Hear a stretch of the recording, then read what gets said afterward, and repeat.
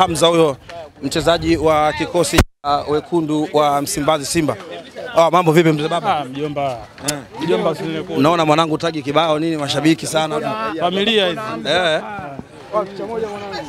Naam, akiweza kupata picha hapo Abdulrazak Hamza mchezaji wa wekundu wa Msimbazi Simba baada ya ushindi. Kila mmoja akiwa anahitaji picha kwa mwamba. Bwana, neno moja tu ndugu yangu. Umechagua kwenye kikosi cha timu ya taifa ya Tanzania. Wewe kwa upande wako unazungumziaje? Sina cha kuzungumza zaidi ya kumshukuru Mungu. Pongezeni matokeo ya leo hii. Mchezo leo ulikuwa mchezo wa namna gani?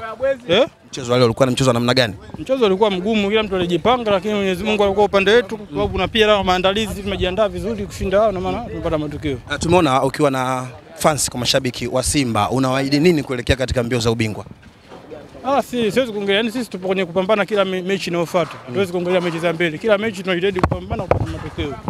Naam, ni mchezaji wa Simba huyo Abdulrazak Hamza akiwa anaondoka hivyo baada ya kupata matokeo katika mchezo wa leo hii. Mtazamaji wa Jehova Jile TV, ukiangalia hivyo anaondoka hapo akiwa anasindikizwa na mashabiki mbalimbali wa kikosi cha Simba, mashabiki wa Simba wakiwa wanamuiskoti Abdulrazak Hamza wengi kweli baada ya ushindi wa leo hii. Hivyo ndivyo ambavyo anaondoka mchezaji huyo Abdulrazak Hamza akienda kupata usafiri wake tayari kabisa